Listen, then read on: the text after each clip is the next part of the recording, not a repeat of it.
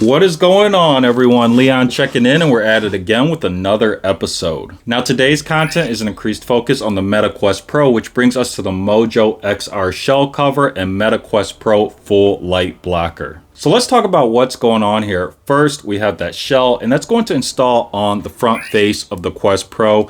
Now, that Quest Pro, it has a clear face on it, and it's a high traffic area for fingerprints. So that shell is going to protect that area so we don't shatter that nice glossy area, and also cut down on the fingerprints. Then we have that full light blocker from Meta themselves, and that's going to block out a majority of the light to give us a more immersive experience when gaming or doing anything that is productive. As always, clarity and authenticity are important for the content, which is why it's important to mention that I did buy both of these items. Now, in order for you to find the portion of the video that you're most interested in, I have included watermarks to identify each section. All things said, let's go ahead and get into it. So here we are with the unbox of the MOJOXR shell kit. Now, contents are simple here, consistent of two faceplate options, a plus. What's also simple is the ability to find this item as well as a comprehensive list of related items at the Amazon storefront by clicking the link in the pinned comment or description below. So let's talk design and rating of the MOJOXR shell kit. Now again, we're going to have two options, and our first variant is going to be very minimal. You can see that it's a flat black design. There is actually no pattern here. So very simple if that's what you're looking for. But we have this cool variant here, which is going to feature a combo of gloss and flat black and a cool hexagon pattern. Now, personally, this one is my favorite, which is why this is going to be the option we're going to install in this episode. Now, when it comes to the content, I like to place an emphasis on pairing similarly designed items together for the ultimate loadout. And I think this hexagon themed shell pairs nicely with these Destech CB2 controller grips for the Quest Pro controllers. Now, I will say that the design on the Quest Pro controller grips here is going to be off from that hexagon themed shell, but still they go nicer together than that minimal shell design. Overall design appears to be very good, and having two options included is a bonus, giving this a design and rating score of 10 of 10. So let's talk install and rating of a MOJOXR shell, which is going to be very simple, but I do recommend cleaning the front lens of the Quest Pro first. And I also like to point out that these shells have these tabs on the back, which allow them to lock into place on front of the Quest Pro. So we are simply going to line up here and then press into place. We get a nice click, and that gives you a sense of security. Just press all around here, make sure we're actually locked into place.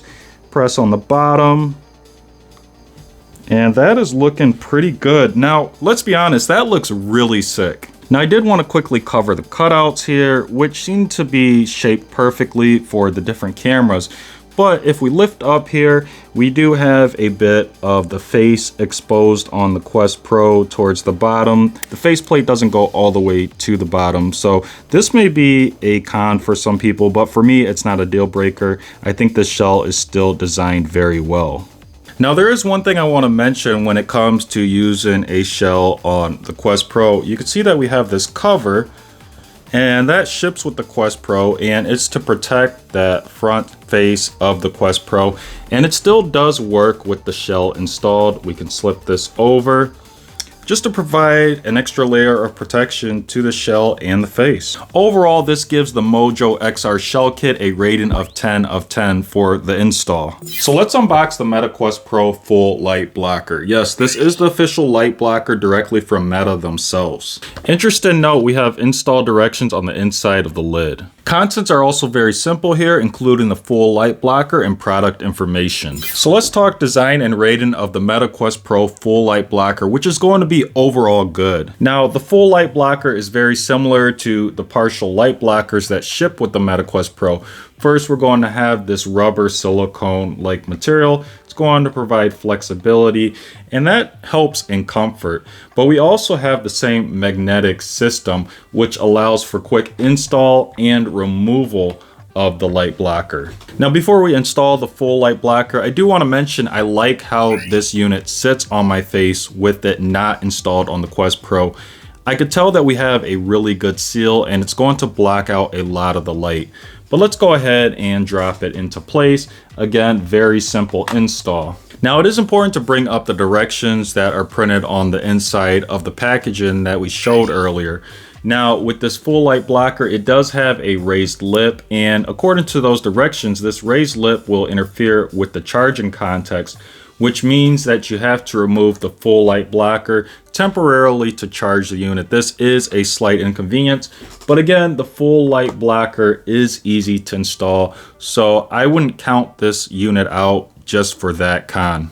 And the reason being, if you're going to be using the Quest Pro for physical activity, this unit is probably going to get very sweaty. You're going to want to remove the full light blocker anyways to rinse it off and clean it. So you might as well do that and then let the headset charge without that full light blocker. So that being said, we're not going to have a separate section in this episode for install of the light blocker because as you can see, it goes really quick. So we're going to include the install in this design and rating portion. And we're going to give this an overall score of 9 of 10. The reason we didn't get a 10 of 10 here is because although it is a slight inconvenience, you do have to remove that full light blocker to charge the unit. So let's talk demo and performance of the MetaQuest Pro full light blocker. And of course, we need to take this for a test drive. This is one of the exciting parts of these episodes, is actually putting the headset on and trying it out. So we're going to loosen the head strap. You'll notice that there is no click in here like the other head straps that you'll see for the MetaQuest 2. We've got a very smooth operation. So I'm going to place over the head, and then we're going to tighten up the head strap. And I don't have the unit on right now because I just want to get a sense of how much light is blocked out. And I can tell you this is very good. I'm going to just reposition here just to make sure I have the most optimal fit here. So we are blocking out a majority of the light. Now what I've noticed with these headsets is there is usually always going to be a little bit of light bleed around the nose area, and we do have that, to be honest, but it's very minimal. This is one of the best light blockers I've experienced, period.